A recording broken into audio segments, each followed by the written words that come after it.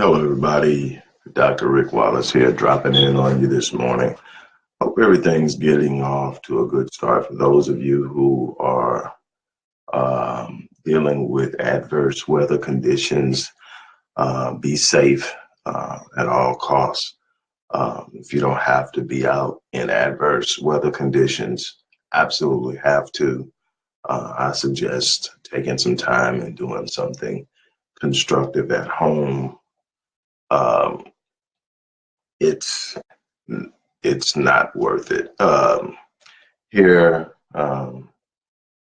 we're in Houston, so it doesn't take much to be considered adverse in the way of cold weather.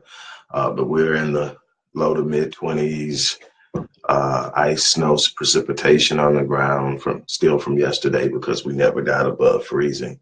We're supposed to come above freezing at some point in the early to late afternoons. How long it'll stay there, I'm not sure. But we are, cool. I mean, for me, I've spent a considerable amount of time in areas that were significantly more colder, like Winnipeg and Toronto. So um, it is what it is. But when you're not used to doing it, you don't do it well. And Houston doesn't do snow and ice well at all. So if you don't have to be out there, don't be out there. Before I get off into the dual topics that I want to cover today, I want to remind you about the critical mass sweepstakes. For those that didn't catch the video on yesterday, we have a release date for my 20th book, Critical Mass, which is about accumulating all of the elements and components necessary to achieve the desired result in your life.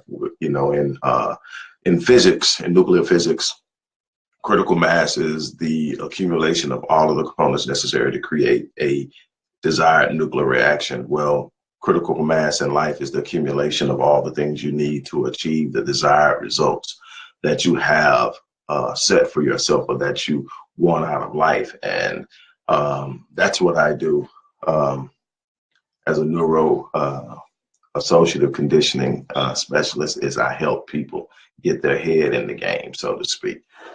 That's a very abridged definition or a description of what I do, but that's what I do. Anyway, there are a number of different prizes. The first place prize is a business package, personal advancement, optimal performance course, which is the flagship course, which extends in 365 days. It's a 1-year course valued at $25,000. Second place is a one-on-one goal package, engagement or counseling or coaching or whatever you want to call it to make yourself, whatever you want to call it. But that's valued at $6,500. Third place is critical mass event tickets, which are guaranteed. Valued at $3,500 a piece. Fourth place prize is the Power Paradigms course, which is currently valued at $500, which is a highly detailed step-by-step combination of written instructions, video, and personal engagement with me over the course of 30 days to create a paradigm shift in your life. All of those are up for anyone who pre-orders the book. The link to pre-order the book is in the comment field. If you're watching this on YouTube, it's in the description box. Go ahead as you order it. Also, every book purchase, a part of the proceeds will go to feeding the homeless, feeding those who are impoverished in the U.S. With that being said, I'm going to go ahead and move on, but definitely check it out. It's just one way that I'm trying to set up to be able to work with people I may not be otherwise in a situation or a position to work with. With that being said, setting your mental thermostat to overcome self-sabotage and engaging the power of visualization, two topics that I'm going to merge together this morning to talk to you about the possibilities of life. It's something that I say often, and that is, if you can conceive it in your mind, that's God's evidence to you that it's possible. If you believe in a benevolent God, regardless of your faith base, regardless of whether you're Christian, whether you practice the tenets of Islam, whether you're a practicing Jew, whatever it is that you're practicing, if you believe in a benevolent God, if you believe that there's order in this universe and that design plays a role in the undertakings of what happens, that underneath all the chaos is absolute order, then if you believe in this benevolent God, you have to believe that that same benevolent God would not give you the capacity to envision things in your mind that you could absolutely not have. The fact that you can conceive it in your mind is the evidence, or the only evidence that you will ever need that it's possible. And it should be the catalyst for you to go after it. You desire that it's something for you, that you see it, that's something that will benefit your life, benefit the lives of those you love, and give you the capacity to touch other lives, then go after it. As I always tell you, there's not going to be a perfect opportunity. There's not going to be always a rational or reasonable explanation of how you're going to get it done. At the time that you're committing to go after something greater than what you've ever accomplished, how you'll get it done is not the focus at the point. The focus is the decision and the commitment. The providence will come after.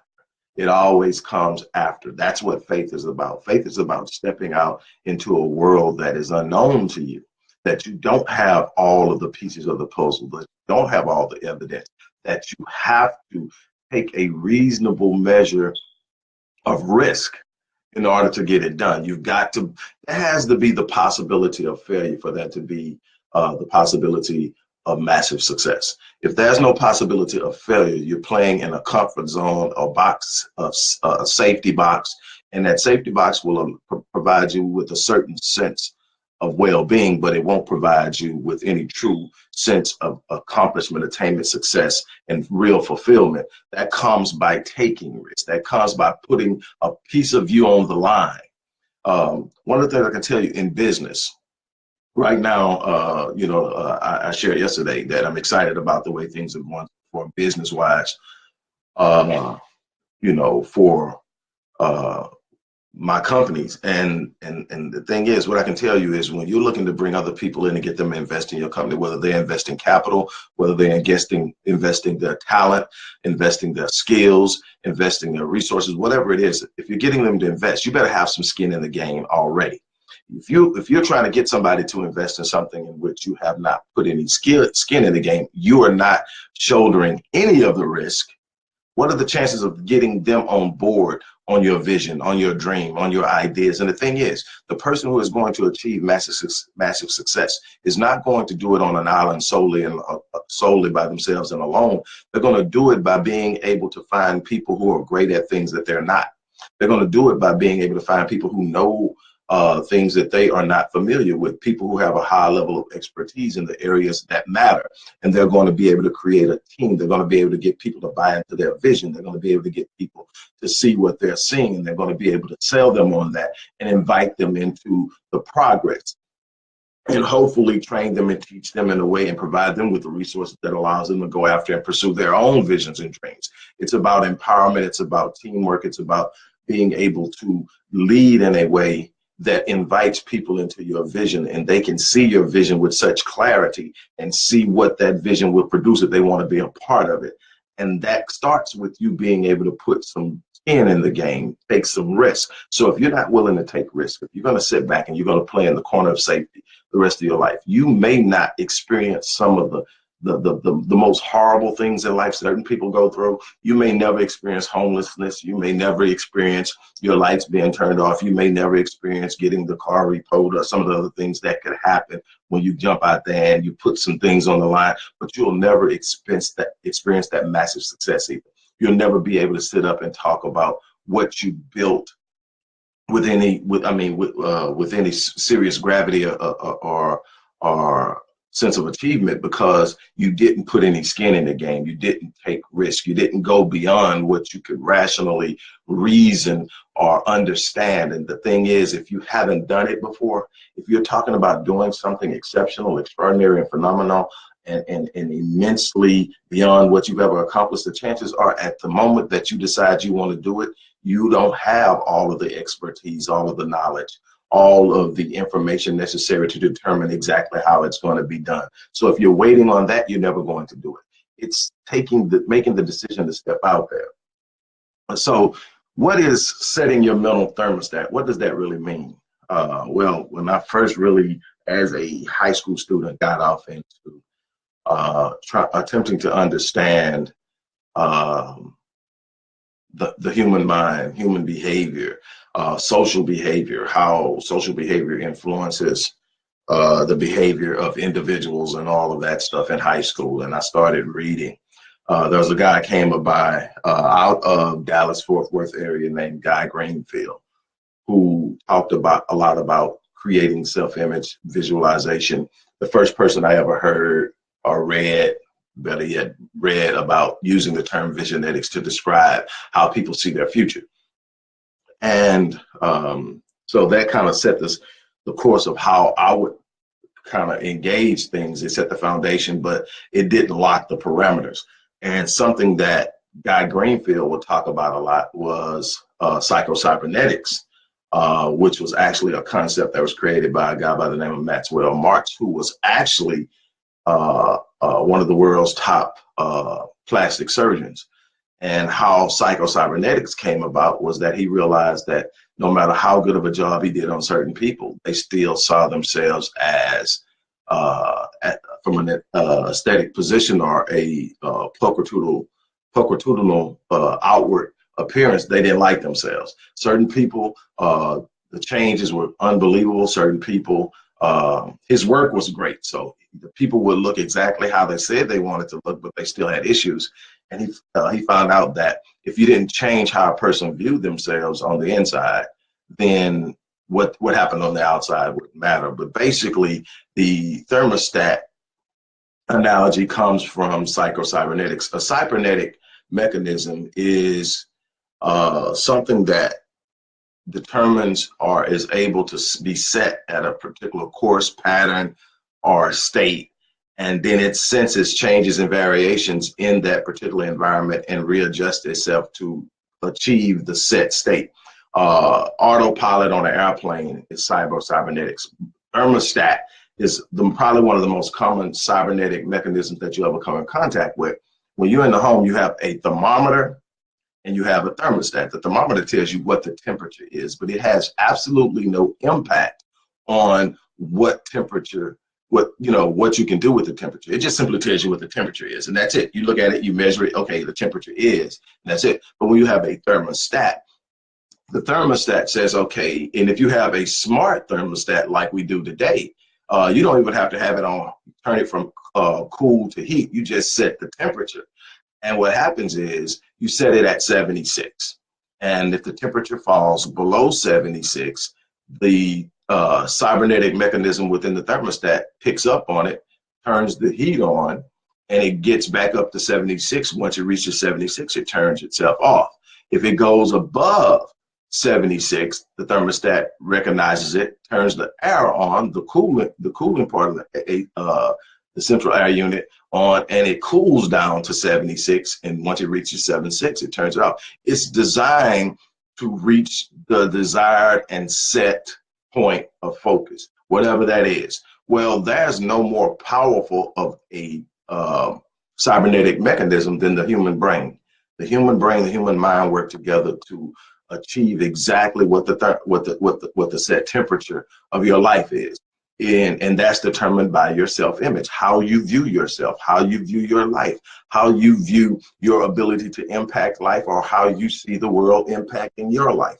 Whether you view yourself as a person with power and potential to change things, or you view yourself as a victim, someone that life is happening to, whether you see yourself as someone who's academically astute, if you see someone who is artistically gifted, if you see someone who is easily manipulated, whatever the situation is, how you see yourself, the way you view yourself, your cybernetic mechanism within your mind is going to create behavior to sustain that particular state. If you say, I'm not smart, if you consistently say, I'm not smart, you're going to find yourself doing things that reflect that. Your cybernetic mechanism, your mental thermostat is going to be set on I'm not that smart.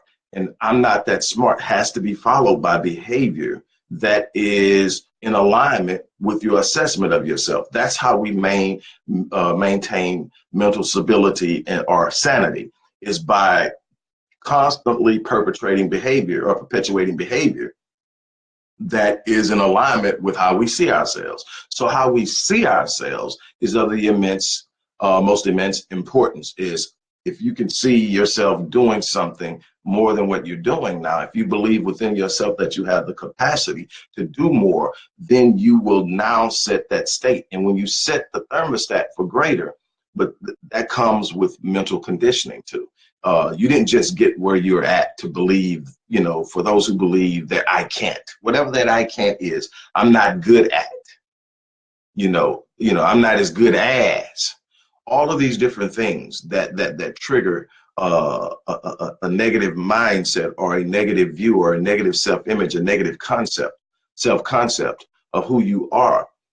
It didn't come overnight. It came from like I shared this with you yesterday, that by the age of 17, the average person has been told they can't 150,000 times, and they can only 5,000 times. So when you look at this world around you and you see this I can't society, you can't society, all of these things that are happening and going on around you that says you can't, you understand why this is a world that consistently tells people what they can't do, far more than they tell people what they can do. So you grew up with a mindset of parameters and boundaries. There are certain things you can do, but most of the stuff that you see out there that you really love, you can't do. Why? Because that's what the world has told you over and over and over again.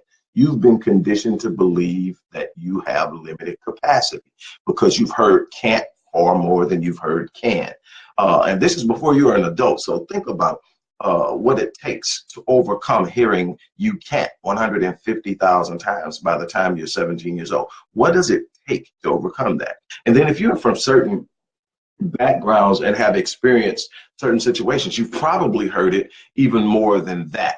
But that's the average. So how do you overcome that? First and foremost, you've got to take control of your life. You've got to be the one to sit up and say that I'm going to do something different with my life. No matter what you've been through as a child, you didn't know your father, you didn't know your parents, you went through poverty, you were physically abused, you were sexually abused. All of those things are horrible and terrible, and it's a failure of the parenting system in the home. When that happens, it's a failure of the parents when the child is exposed to any type of negative environment or harsh environment. However, at some point in time, you're going to be held accountable for who you are, regardless of what you went through. And it's your responsibility as quickly as possible to take the reins of your life, to take a hold of your personal sovereignty, to decide that I'm the one that's going to determine the outcome of my life, whether I like it or not.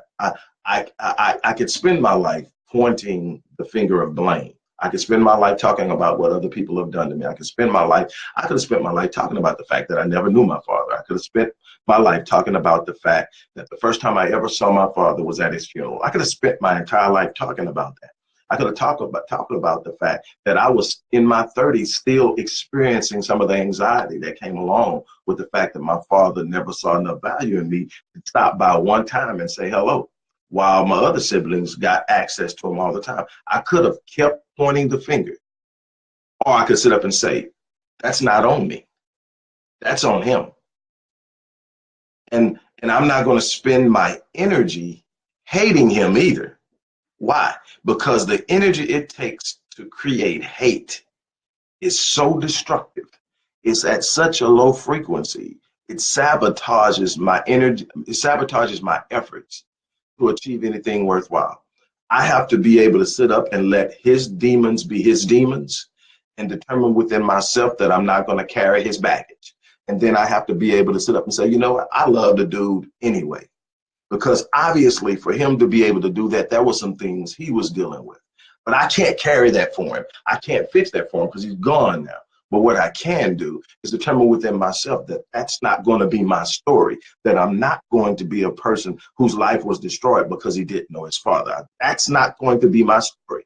And so I just started writing my story. I started telling myself that I'm gifted. And even when I would see some of the characteristics that had been passed on to me by my father, even though I didn't know him, which is unbelievable, some of the things I did beyond physical characteristics that were behavioral, that was passed down.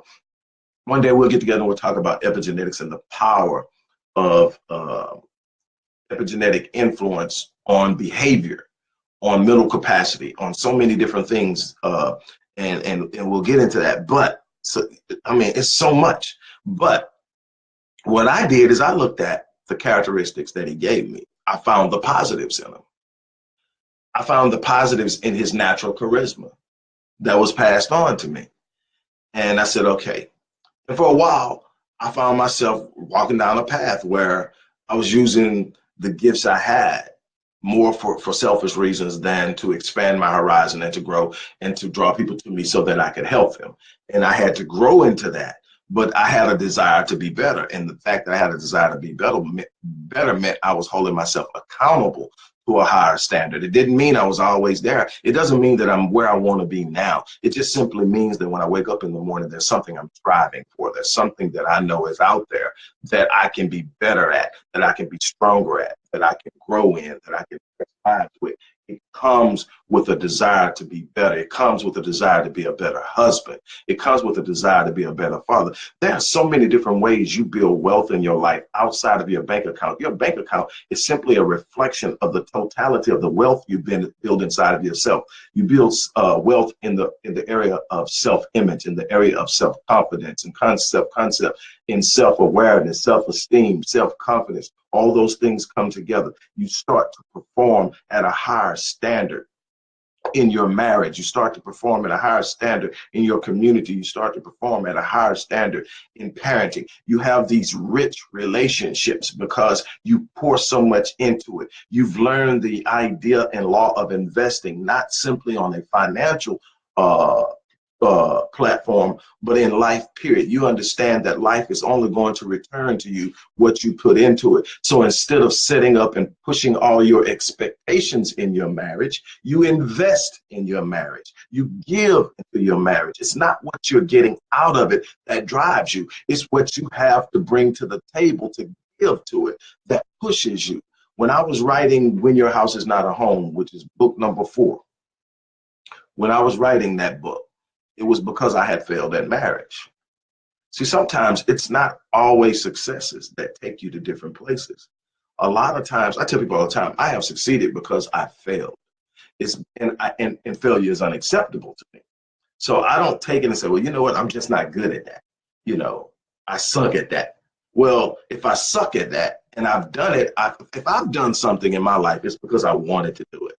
And so if I wanted to do it and I sucked at it, I mean, I had to start focusing on it and get better at it, because sucking at anything is not acceptable to me. I'm never going to be that person to say, I'm just not good at that.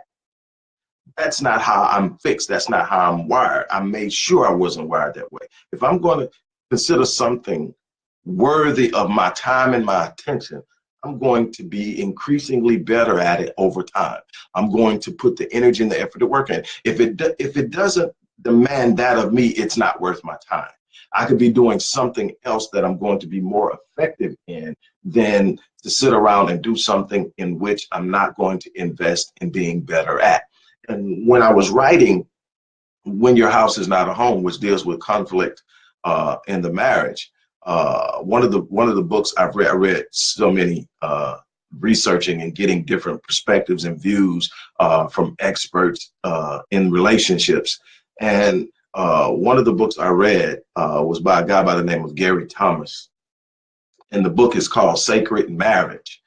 And on the book, it says, what if God, on the book cover, before you ever start reading the book, what if God's, it's in there somewhere. I thought it would be right behind me, but I don't see it. I'll take it back. Here it is. Here's the book. So you don't think I'm kidding. Here's the book, Sacred Marriage. And you might not be able to see the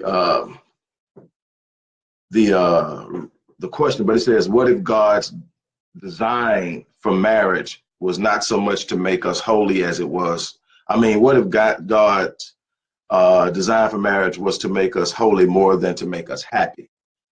And I thought about that for a while. What if marriage was the place that was going to be the most challenging, the most demanding, the most requiring of human sacrifice? What if marriage wasn't the place you just showed up to get everything you wanted, for somebody to do everything you thought they should do, to cast your expectations on someone else and demand that they meet those expectations? What if marriage was the place that showed where you showed up and it trained you to put someone else before yourself? What is marriage? Was the place that you had to show up, step out of yourself, step out of your own selfish desires and determine what was going to be best for the marriage, for the family. What if that was what if that was the design? What if marriage does its best? What if marriage performs best when both partners are looking at the needs of the partner instead of what they want? And that's life. It's about pouring into something and giving something and demanding something of yourself. But when you do that, you get the results. When you start demanding, when you raise your standards, if you want more out of life, raise your standards. Raise your standard of performance, raise your standard of excellence. Demand something of yourself. Determine that if I'm going to engage it, I'm going to do it well. And then determine in yourself that you have the capacity to do it in an exceptional and extraordinary way. And then you go in and to do it. There's nothing that if you engage it and you really truly engage it with intent that you can't do it at a high level. I'll give you a prime example. Some people will say, well, okay, there are physical limitations to that because there's certain things that certain people can do and certain people can't do. You got the quintessential in professional football. You got the quintessential wide receiver. You got they're 6'1", 6'2", run the 40 and 4.3. Megatron, Calvin Johnson. That's your quintessential wide receiver now. The big guy who's fast, who can go up in the air and get it over the smaller defensive backs. That's what's happening.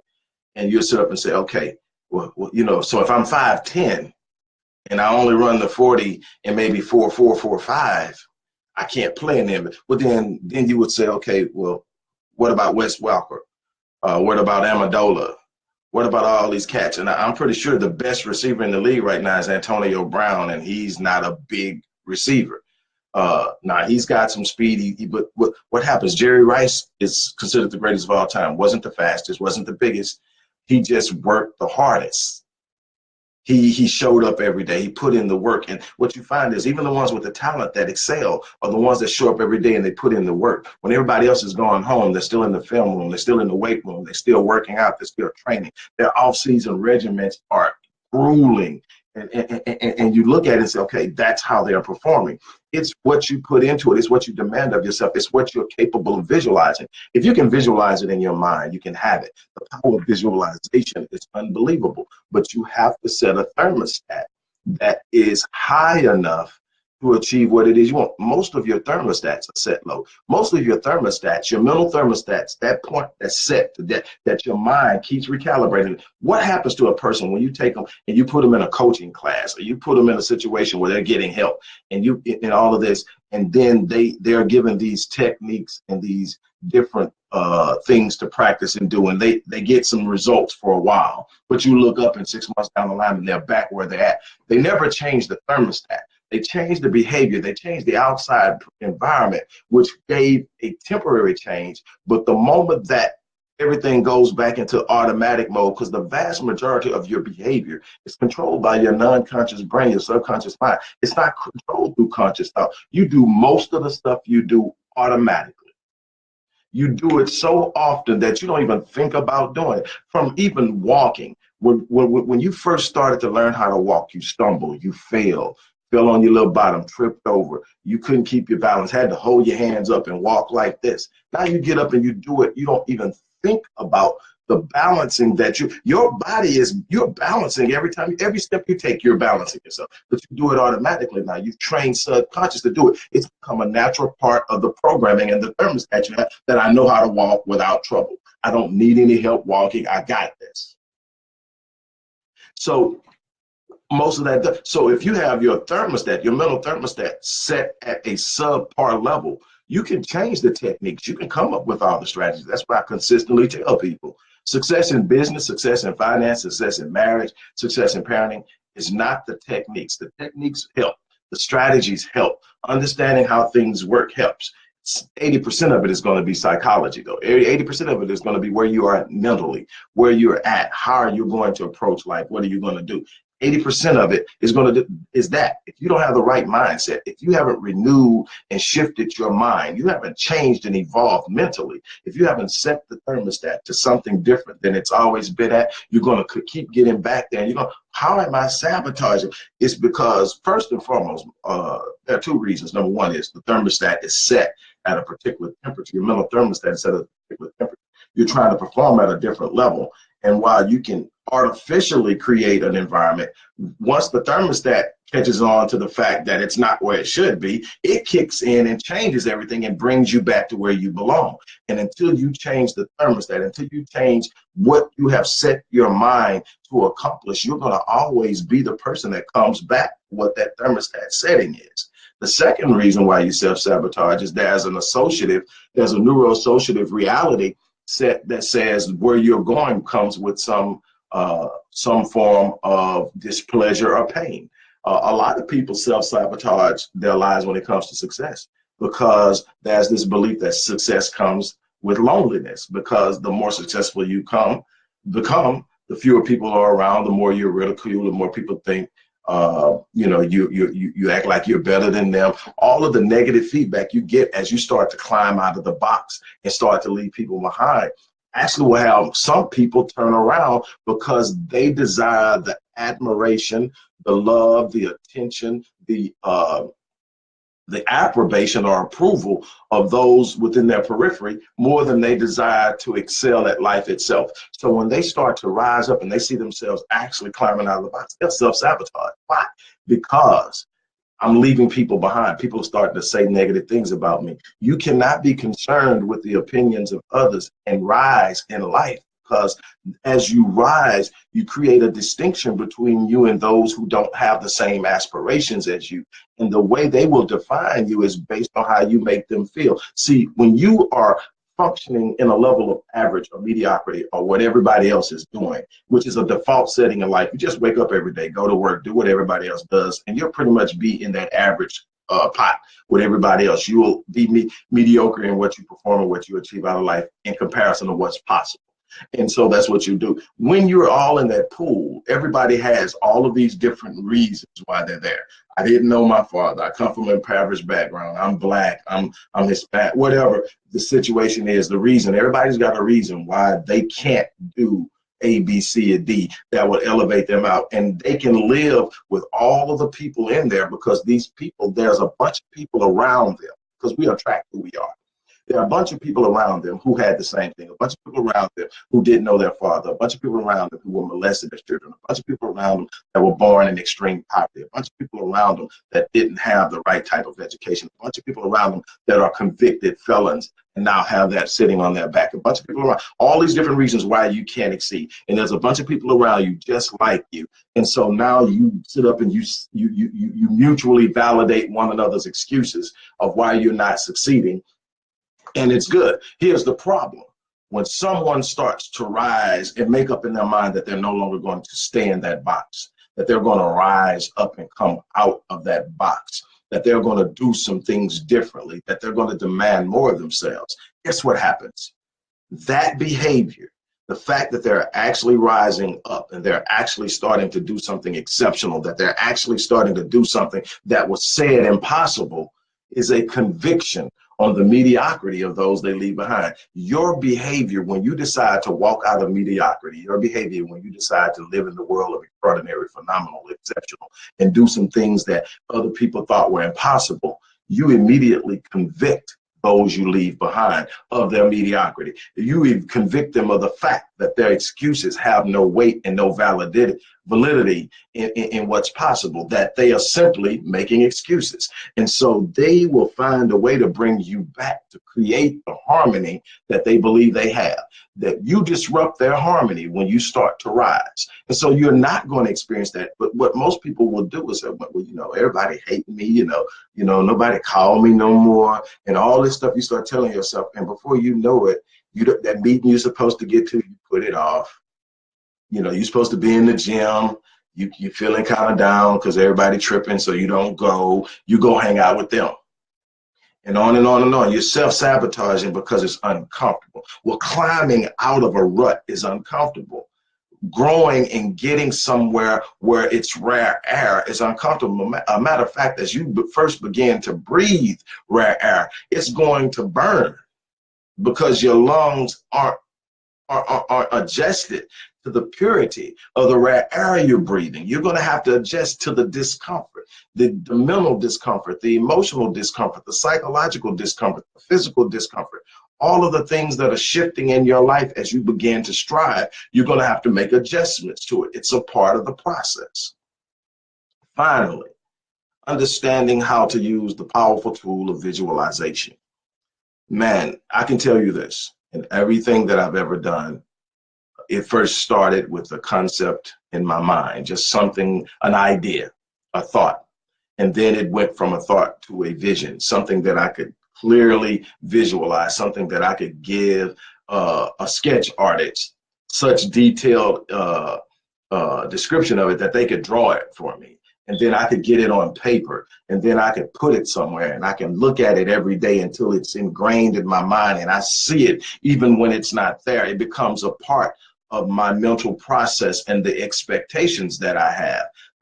So it goes from a concept, an idea, to a vision, something, an image, something that I can see. And it's in visualizing that over and over again that it moves into a process. Then it moves from process in massive action into the manifestation.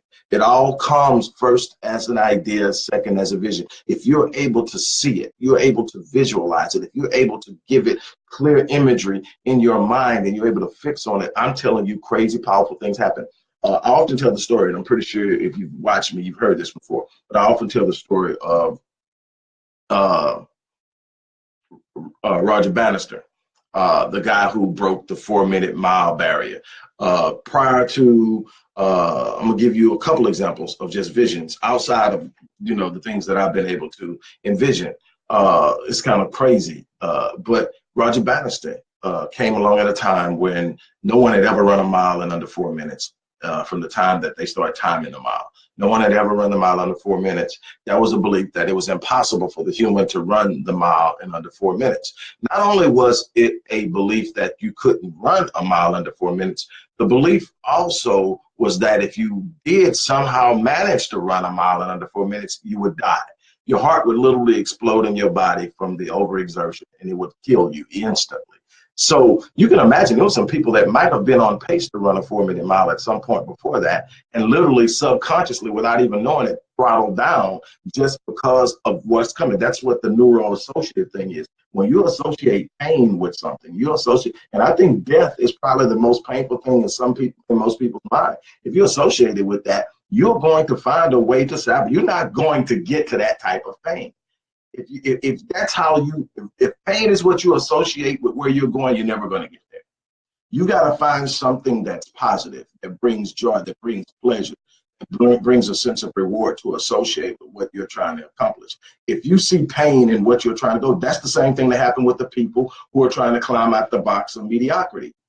The pain of being successful was too much. They associated loneliness, being ridiculed, being hated, and all those other things with success. So they throttled down and got back in the mix. The same thing with the people who were trying to run a 4-minute mile. Hey man, I'm gonna die if I run a 4-minute mile. I ain't even trying to run a 4-minute mile. Roger Bannister came up with the idea. When you read the story and you understand, and he explains how he did it, you read the story, is okay, he first said, I'm going to do it. It's possible. The second thing he did is, before he ever started training for it, he visualized himself crossing the finish line in under 4 minutes over and over and thousands of times over and over and over again until it became a part of an expectation. Guess what he was doing when he was visualizing that over and over and over again? He was setting his thermostat. He was setting the thermostat for performance. This is possible. This is what I have to do. This is who I am. This is who you are, Roger. So go do it. So now when he goes out in training, his training regimen changed. He trains to get, how he's going to start is different. How he's going to run the middle part of the race, how he's going to close the race out, the pace at which he runs is different. All of these things have to be trained physiologically, but it was first viewed and visualized over and over again in the mind. So when he steps on the track to start training, it comes to him automatically. He automatically goes into a mode of physical exertion and physical performance that he did not do. If you talk to Michael Jordan, if you talk to some of the other great performers, Jerry Rice's, all these guys, they saw it over and over again in their mind. They played taking the last shot over and over and over and over and over again. They took that last shot so many times in their mind, by the time they stepped on the court and it was time to take it, it came automatically. They shot it expecting to win. They shot it expecting to go in. So Roger Bannister does that. Now check this out. After he breaks the 4-minute barrier, he runs the mile in under 4 minutes. In the next 2 years, over 2,000 people do it. Why? Because it's no longer impossible. The mind now says it's possible, so now everybody can do it. Everybody could do it before that. They just didn't believe it was possible. But it doesn't just stop there. There's another situation, a guy by the name of John Assaraf, a guy I've studied for quite some time. He's a guy that was a part of the movie The Secret and a bunch of other stuff. But the dude is like this unbelievable cat when it comes to business, and that's why I followed him. He's exceptional at creating business and growing business and making successful businesses, multi-billion dollar businesses over and over again. Well, John Assaraf talked about a time that he had moved from Canada. He's from Canada. He moved from Canada to Indiana to open up a RE/MAX office, a real estate office. He had pledged that he was going to turn it into a multi-billion dollar year business within 5 years, and they laughed at him because that was this family that owned about 80% of the real estate market there. They pretty much controlled real estate transactions in that area. And it was a close-knit enough community where no one could see how someone else could come in and take that much of the market away, gain that much of a market share from someone who had dominated the market for so long. Well, anyway, long story short, he does it. 5 years, $5 billion annual revenue coming out of it. He gets bored, as he does, decides I'm going to move back to Canada. I'm going to box up everything here, and I'm going to move back to Canada until I figure out what I'm going to do. I'm going to travel, I'm going to speak, I'm going to help some other companies, but I'm going to chill for a minute. Well, he boxes up everything. He's a guy like me that likes to use vision boards. When he sees something he wants, he puts, from the simple things, from the clothes, from the watch, to the car, to the house, to the bank account or whatever, there are visions on the wall that he sees every day that consistently implants and drives an image home of where you're headed. You begin to live in the image before you get to it. And I explained that on the close. But check this out. So several years later, after traveling and going a lot of different places, he and his family decided to move to San Diego. He had came through there a few times. After traveling abroad, on the way back in the United States, he would stop off in San Diego, stay there. And he loved the environment. He loved everything. It was definitely a big change from where I think he was from. Change from where he was from. So they moved down there. They rent a house while they search for the house they're going to buy. After a few months, they find the house and they move in. While they're unpacking all these boxes in the house, he's in the office, right? He's going through his emails. His 6-year-old son, or 4-year-old son, I can't remember exactly, walks in, comes in, jumps on one of the boxes by the door, sits on it, starts kicking it. He asks him to stop because he's trying to focus. And the kid asks him, well, what's in the box, Dad? And so he stops, goes over to the box, opens the box, and they start to go through it. He says, some of my vision board. And so he starts looking at them. He says, I remember when I wanted that car there, and I got it. I drove it, sold it. It's gone now. He's going through how all these visions that he had set on these boards are played out.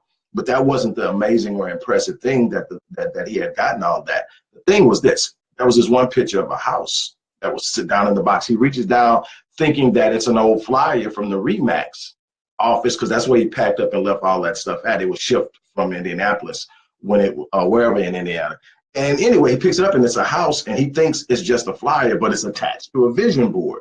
And when he takes a closer look at it, it's the freaking house that they're living in.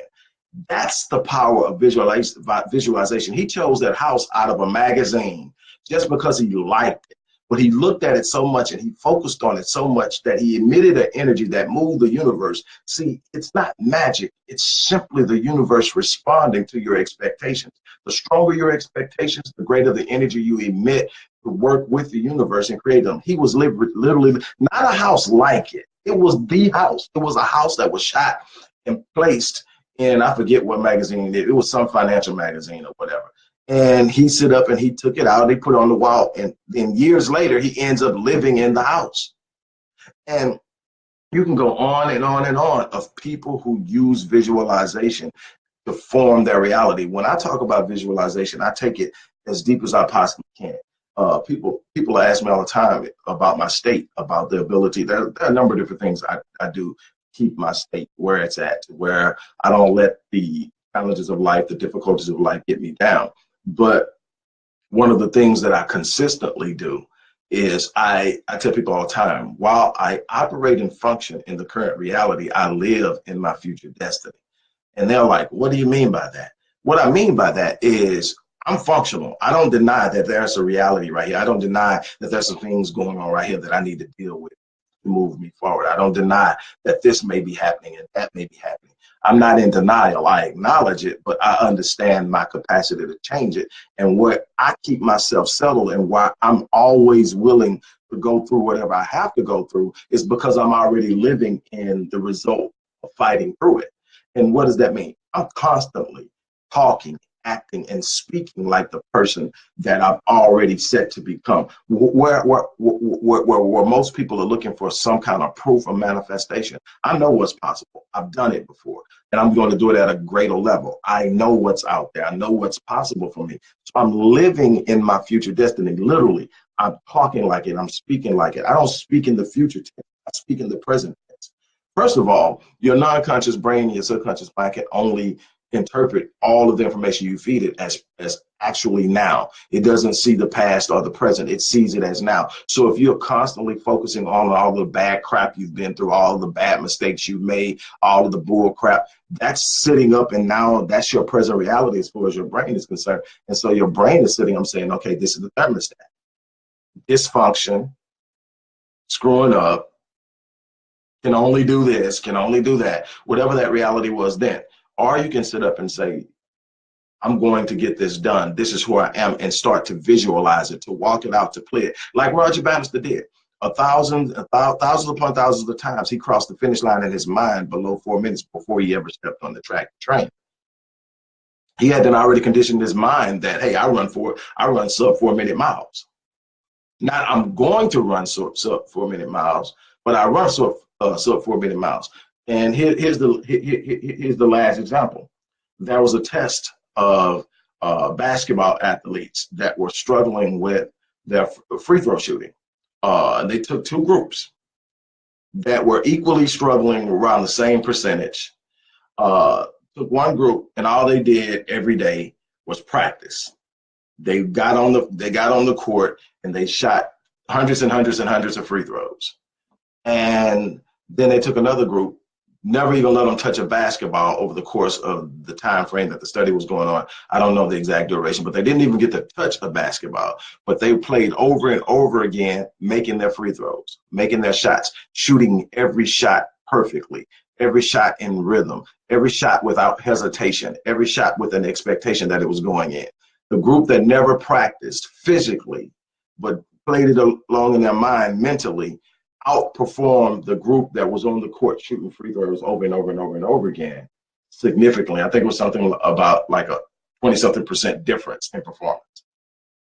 That is dramatic, and that is life. I live, like I tell people, I live where I'm going. I operate where I'm at, but I live where I'm going. And that's to me, that's the ultimate calling things that are not as though they were. That's the ultimate performing life mentally before you perform it physically. And it's proven to win over and over again, not just in my life, but in every life of a successful person I've studied. They got to be able to see it first. They have to be able to set a thermostat, which is raising the expectations. You only get out of life who you are. And if you don't raise your level of expectation, your standard of excellence to a higher level, you'll never achieve any consistency with a level above what you're doing because you haven't changed your thermostat. You haven't changed your mental thermostat. You've got to be willing to set that thermostat. You've got to be willing to go out there and raise that level of performance or expectation of performance on yourself. You cannot be satisfied with being okay with something. You can't be satisfied with saying, I'm just not good at that. You can either I'm going to get better at it or it's not worth me doing. And I'm going to make a choice. Is it a worthwhile goal? Is it something worthy of me putting my time and energy effort in? If it is, then I'm going to be better at it. I'm going to grow in it. I'm going to get stronger and better and more efficient in it. If it doesn't demand that type of commitment from me, then it's not something that I need to be doing. My grandmother used to always tell me, and I'm pretty sure you grew up in my era, you heard it before, we don't challenge the children enough these days, but she said, son, once a task has begun, never leave it till it's done. Whether it's great or small, do it well or not at all.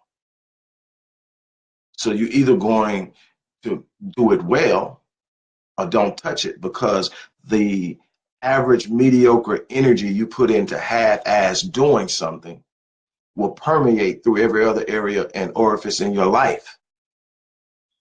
Don't practice mediocrity in anything. If it's not worth doing well, if it's not worth selling yourself out to make it the best it can possibly be, don't touch it. Make everything that demands your energy and time worthy of your energy and time, and you'll find yourself putting a lot more into it. A lot of us engage absolute bull crap just because. That's a big part of the problem. You're engaging stuff that has no intrinsic value in growing you, making you better, making you stronger, making you more successful. It's just there's something to do, something to rob you of your time. Start to measure your behavior. Start to measure what you're committed to. Start to measure your rituals. All of those things are going to contribute to how you see yourself, how you view yourself, the thermostat that you're setting for your life. That's it. I'm going to get out of here. I got a lot to do. But once again, thank you guys for stopping by. Hopefully someone was able to pull just a bit out of this, and that's the thing, that's the hope. If you can just get one nugget that you can take and take a hold to and work from that and build yourself out, you're on the right track. Hopefully some person got the visualization, some person got the thermostat, some person got the idea of raising your standards. Whatever it is, you've got to find something that you can set in your life, that you can count on, that you can depend on, that's going to push you to where you need to go. More importantly, when it's powerful enough, it won't push you, it'll pull you.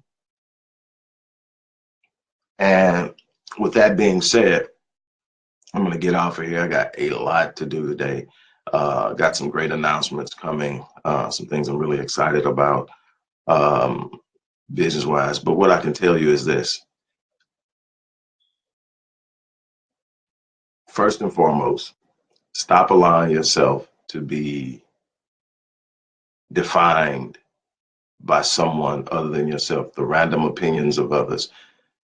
Stop caring what other people think about you. Stop investing so much of your time in judging other people.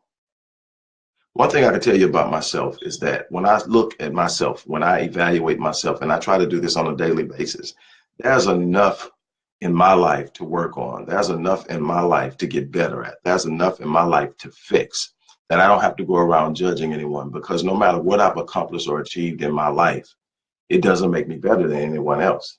And what I should be doing, if I'm really my mindset on right, I tell people all the time, be careful of the person who spends the majority of their time talking about and tearing down what other people are doing wrong, instead of working on and controlling and doing what they should be doing right. And don't be that person. Don't be that person that your entire persona is built up on talking about how screwed up somebody else's idea is, or somebody else's performance, or somebody else's life, or whatever somebody else is doing. Start loving yourself enough to become the person that's working on you. And then what you'll find is that instead of ridiculing the person where you see they're not doing something a certain way, you're there now to help them change. You're now there to empower them to do it differently. You're now there to be an asset. And that's so important. I see that so often where people, their entire persona is talking about how somebody else is off base or somebody else isn't doing something. Focus on you. Be the greatest you. Well, I'm gonna tell you something. The more you work on you, the better you become at being something other than average. The more the people around you, the more the people you see and evaluate will have that, because you will be an influence on those in your periphery. You will start to see people rise, start to see people have expectations, start to see people do things differently. It is your responsibility to make the world around you better. And you don't do that by insulting people. You don't do that by attacking people. You don't do that by tearing someone down, making them feel small, making them feel less than. You do that by giving them an idea or encouraging them or empowering them, not validating or co-signing their BS, but sitting up and saying, I know a better way. And so don't be that person, because the energy that comes along with that will hold you back. You'll look up and you say, well, I got all this talent. I got all these things going for me. Why can't I? It's because you have this negative mindset of attacking and tearing down. You would rather destroy than build. It's a natural part of who you are. And until you change that, you're never going to really truly see any consistent advancement or progression in life on the level of exceptional or phenomenal, because you are destructive.